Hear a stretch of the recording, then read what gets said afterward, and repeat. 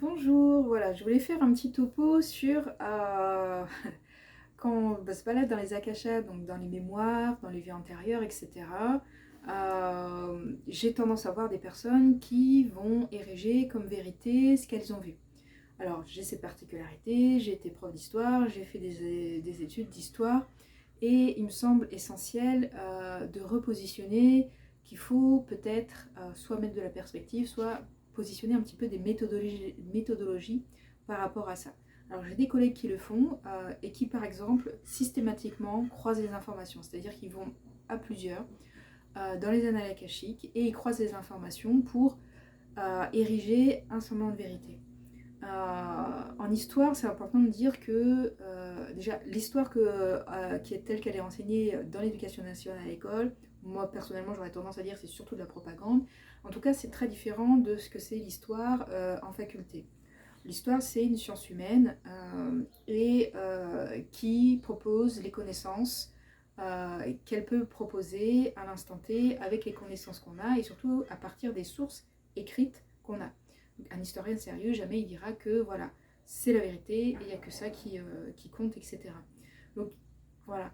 Donc cette mise en perspective, elle me paraît intéressante. Donc, il me semble qu'en termes de méthodologie, quand on se balade dans un akasha, il y a deux choses qui sont très importantes. Un, de croiser les informations, parce que ce qu'on voit, c'est pas forcément la vérité. Meilleur exemple, euh, les manifestations en France. Selon les organisateurs, 1 million de participants. Selon la police, 100 000 participants. Pour donner un exemple. De la même manière, Napoléon, quand il mène des batailles, et le soldat napoléonien pris au milieu de la bataille, ils n'ont pas du tout la même perception. Et le camp adverse, par exemple, un soldat anglais, dans une bataille napoléonienne, on va dire à l'époque de Napoléon, n'a pas du tout la même perception, ne va pas du tout expliquer les mêmes choses de la même manière.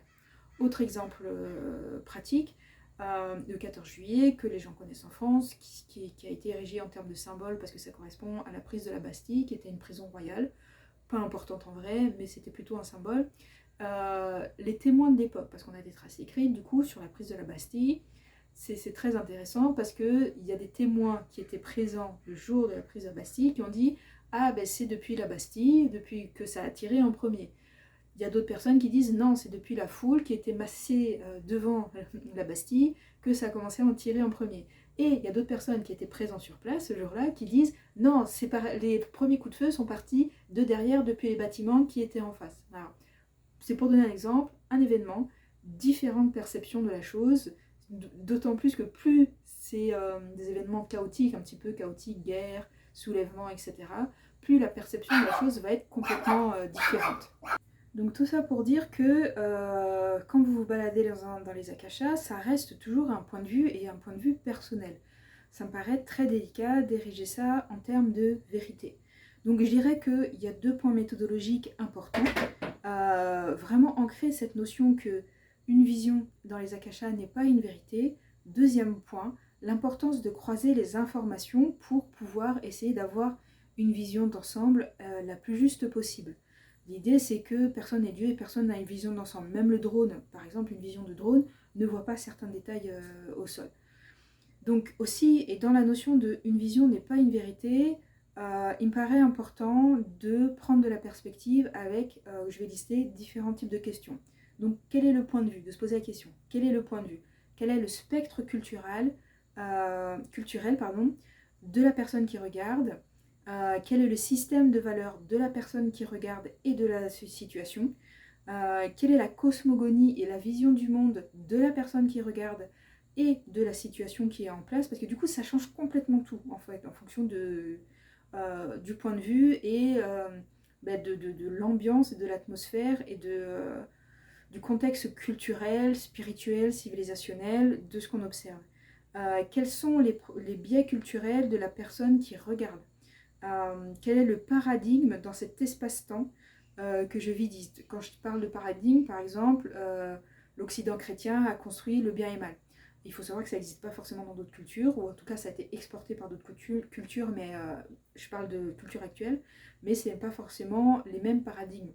En Inde, le paradigme de pureté et d'impureté va dans certaines pour certaines personnes, être beaucoup plus important que ces notions de bien et mal.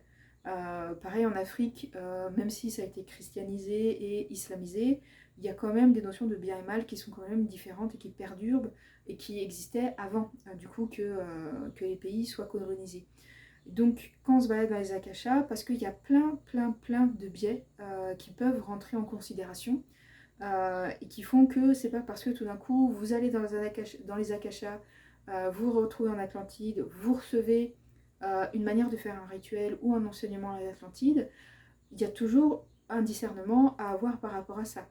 Est-ce que c'est vrai? et, euh, et fondamentalement aussi, c'est pas parce que quelque chose a été enseigné à un moment donné qu'il est juste et vrai et que c'est la chose la plus importante, quoi. Je rappelle pour petit exemple qu'on a dit que la masturbation rendait stérile, que la Terre n'était pas ronde, hein. Il y a une époque de la Terre, on a brûlé et tué des gens qui ont dit ça. Donc voilà, l'invitation c'est vraiment de faire attention.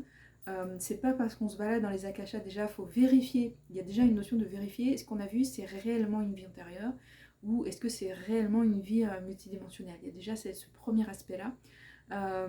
Deuxièmement, penser que c'est pas forcément ce que j'ai vu n'est pas forcément à ériger en vérité universelle. C'est particulièrement vrai dans la pensée européenne. La pensée européenne s'est beaucoup construite, et française notamment, en termes philosophiques, sur la notion que notre pensée, notre culture, notre manière de penser, elle est universelle et elle est bonne pour tout le monde. Et cette pensée, cette philosophie-là, elle est encore très présente culturellement dans le système de pensée français et européen aussi également. Donc c'est cette notion un petit peu de voilà, je vis quelque chose et je vais en faire une généralité plutôt que voilà, c'est mon expérience avec qui je suis, mes biais culturels, mes biais cognitifs, etc. Je vois souvent des analyses de situations, je me dis bah non, on ne sait pas, c'est une autre culture, c'est une autre civilisation. Parce que sinon le problème c'est qu'on fait une projection sur la situation, on l'analyse mais avec notre propre filtre, alors que peut-être que c'est pas du tout ce que ça signifie en face, d'une certaine manière. Donc voilà, j'invite beaucoup à cette notion de vigilance. De la même manière que si tout d'un coup vous êtes traversé par l'énergie d'Isis par exemple, traversé par l'énergie du Christ, ça ne veut pas dire que vous êtes le Christ, ça ne veut pas dire que vous êtes Isis. Okay, une expérience vibratoire, un voyage dans les akashas, ce n'est pas forcément une vérité. Voilà, je fais cette petite vidéo pour mettre de la perspective. Moi, ça, je l'apprends dans les stages baleines, du coup, parce que les baleines sont les gardiennes des mémoires akashiques, et donc dans le stage baleine, j'apprends aux personnes à pouvoir, avec l'aide des baleines, de pouvoir naviguer dans ces espaces-là. À aucun moment, voilà, je vais donner de vérité absolue, je vais toujours dire c'est mon expérience et c'est ma perception des choses. Et je vais préciser aussi, par exemple, si je parle d'une vie antérieure, je vais préciser quel est mon contexte. Par exemple, à l'époque, quand je parle de dragons, je vais parler de vie antérieure en lien avec les dragons et je vais me positionner et expliquer, notamment par exemple, à un moment il y a eu des guerres entre les dragons, moi j'appelle ça les guerres draconiques. Je précise où est-ce que je suis positionnée, moi, quel est mon système de valeurs, quelle est ma perception de la chose. Parce que du coup, c'est toujours subjectif, et comme ça, les personnes, à partir de ce que je dis, savent et connaissent quel est mon filtre, quelle est ma subjectivité par rapport à la situation. Voilà, donc pensez bien, on n'est pas objectif, même quand on croit être objectif, on ne l'est pas en général. D'où toujours c'est plus important de poser, voilà, j'ai fait cette expérience-là, j'ai perçu ça dans une vie antérieure, est-ce que c'est pas plus complexe aussi, toujours se demander, est-ce que c'est pas plus complexe que ce que j'ai perçu? Et souvent, bien souvent, surtout quand on va dans les vies antérieures, on est dans ces civilisations qui pensent fondamentalement différent de nous. Par exemple, en Grèce antique, une personne qui vit en Grèce antique n'a pas du tout, je pense que c'est presque des aliens pour nous parce qu'ils ont une manière de penser l'environnement, de réfléchir, de penser leur place dans l'environnement, dans la société par rapport aux autres, qui n'a rien à voir avec ce que nous, on pense aujourd'hui. Alors, je suis pas prof, je suis pas spécialisée en histoire grecque, donc je vais pas pouvoir vous reposer ce cadre-là. J'ai des professeurs de Grèce antique, voilà, qui étaient en capacité de bien l'expliquer. Parce que quand la cosmogonie, elle va définir notre regard au monde, en fait. Et en Grèce, c'était vraiment... Ça n'a rien à voir avec notre manière d'envisager le monde, en fait. Donc, vraiment faire attention, très très attention, quand on extrapole, quand on voit des situations voilà, qui viennent d'ailleurs, qui viennent d'autres espaces culturels, en prenant bien toujours compte, voilà, et si vous avez la capacité, une fois que vous êtes dans les akashas, de poser des questions et aussi poser des questions neutres. Meilleur exemple, c'est comme avec le pendule, si vous posez des questions fermées, forcément ça va aller un petit peu aussi dans votre sens. Donc voilà, tout ça pour dire que il faut faire attention, c'est un petit peu des pièges parce que ça va être des supports de projection extrêmement importants. Cette neutralité, elle est pardon, quasiment impossible, mais voilà, de la garder en tête un maximum pour savoir comment vous naviguez là-dedans.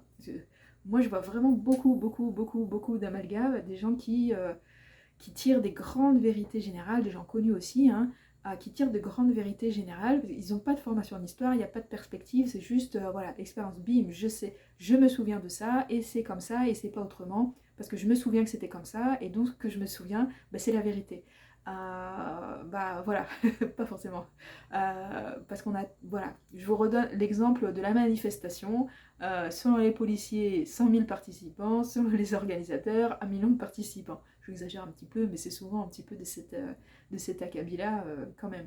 Voilà, la multiplicité des expériences, des regards, emmène une complexité.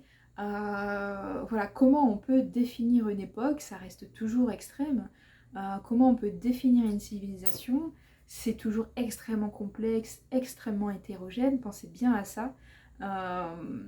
Si on demande, si vous êtes français et qu'on vous demande d'expliquer c'est quoi la culture française, on va tous avoir une réponse plus ou moins différente, on va pas être en capacité. Sur les préjugés, les clichés, oui, on va peut-être un petit peu revenir sur la chose, mais qu'est-ce que c'est aujourd'hui la culture française? On va pas avoir forcément ni la même expérience, ni la même explication. Prenez une personne d'extrême droite, prenez une personne royaliste, voilà, prenez une personne en Corse, prenez une personne en Guadeloupe, prenez une personne dans le bassin parisien ou dans la Creuse, on va pas avoir les mêmes expériences de ces choses-là. Donc voilà, c'était pour mettre un petit peu ça en perspective. Je vais refaire donc les deux points principaux, je récapitule. Une vision n'est pas une vérité, premier point de méthodologie. Deuxième point, croiser les informations. Alors bien sûr, c'est une esquisse de méthodologie qui demanderait à... Voilà, qui me demanderait, je pense qu'on pourrait écrire un bouquin sur la question, je pourrais prendre le temps de creuser et aussi de croiser avec d'autres personnes pour voir comment on peut atteindre une esquisse la plus juste d'une époque, d'un événement, en croisant un maximum les regards. Et je vous reliste un petit peu les questions qui me semblent importantes de se poser. Quel est le point de vue? Quel est le spectre culturel de la personne qui observe la situation dans les akashas? Quel est le spectre culturel de la civilisation, de l'époque, du peuple qui est observé? Quel est le système de valeurs de la personne qui observe, de l'époque, de l'espace-temps qui est observé? Quelle est la cosmogonie, la vision du monde de la personne qui observe et de ce qui est observé? Quels sont les biais culturels et les biais cognitifs de la personne qui observe? Quel est le ou les paradigmes qui semblent prédominants dans l'espace-temps qui est observé? Voilà. Si vous avez envie de noter, regardez la vidéo où je vais peut-être aussi mettre les sous-titres. Voilà, quand vous vous baladez dans les akashas, pensez à ces petites questions. Voilà, n'érigez pas de vérité absolue. Bien, merci de m'avoir écouté. N'hésitez pas à commenter, n'hésitez pas à partager, n'hésitez pas à ne pas être d'accord avec moi aussi. C'est carrément ok. C'est comme ça qu'on va construire des choses voilà, un peu plus justes. Et je vous dis à bientôt. Ciao, ciao.